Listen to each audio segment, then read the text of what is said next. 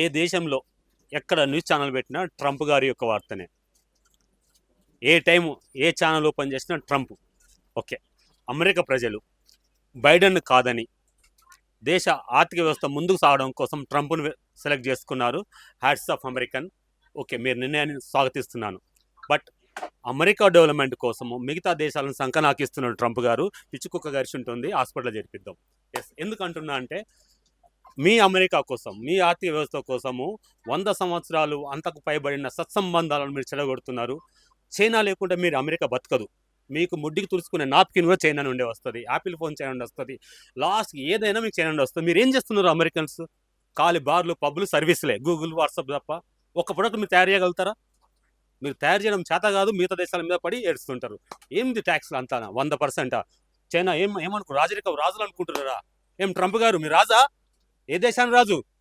After all 5 years మీరు పోయేవాళ్ళు. China లేకపోతే ఏ దేశం బతకలేరు. వాళ్ళు ప్రొడక్షన్, వాళ్ళు పని చేస్తున్నారు.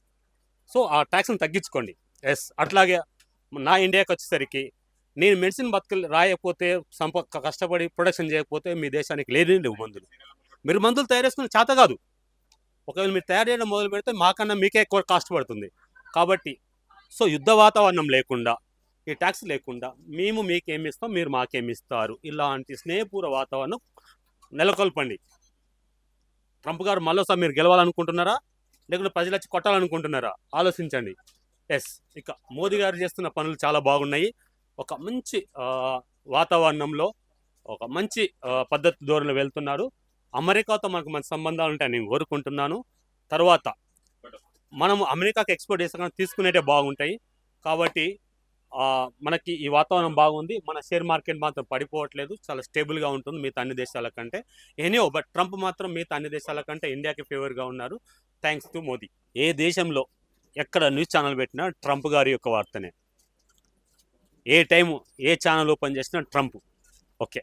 అమెరికా ప్రజలు బైడెన్ కాదని దేశ ఆర్థిక వ్యవస్థ ముందుకు సాగడం కోసం ట్రంప్ను సెలెక్ట్ చేసుకున్నారు. Hats off American. ఓకే, మీరు నిర్ణయాన్ని స్వాగతిస్తున్నాను. బట్ అమెరికా డెవలప్మెంట్ కోసము మిగతా దేశాలను సంకనాకిస్తున్నాడు ట్రంప్ గారు. పిచ్చుకుక్క గరిచి ఉంటుంది, హాస్పిటల్లో చేర్పిద్దాం. ఎస్, ఎందుకంటున్నా అంటే మీ అమెరికా కోసం, మీ ఆర్థిక వ్యవస్థ కోసము 100 సంవత్సరాలు అంతకు పైబడిన సత్సంబంధాలను మీరు చెడగొడుతున్నారు. చైనా లేకుంటే మీరు అమెరికా బతకదు.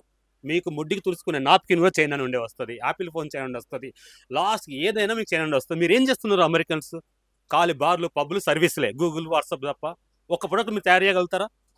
మీరు తయారు చేయడం చేత కాదు, మిగతా దేశాల మీద పడి ఏడుస్తుంటారు. ఏంది ట్యాక్స్లు అంతా 100%? చైనా ఏమనుకో రాజులు అనుకుంటున్నారా? ఏం ట్రంప్ గారు మీరు రాజా?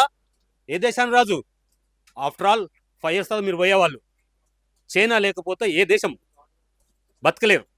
వాళ్ళు ప్రొడక్షన్, వాళ్ళు పని చేస్తున్నారు. సో ఆ ట్యాక్స్ని తగ్గించుకోండి. ఎస్, అట్లాగే నా ఇండియాకి వచ్చేసరికి నేను మెడిసిన్ రాయకపోతే, కష్టపడి ప్రొడక్షన్ చేయకపోతే మీ దేశానికి లేవు మందులు. మీరు మందులు తయారు చేసుకుని చేత కాదు. ఒకవేళ మీరు తయారు చేయడం మొదలు పెడితే మాకన్నా మీకే ఎక్కువ కాస్ట్ పడుతుంది.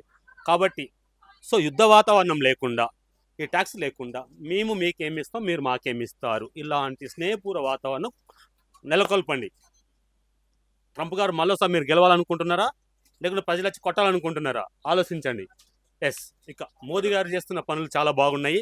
ఒక మంచి వాతావరణంలో, ఒక మంచి పద్ధతి ధోరణిలో వెళ్తున్నారు.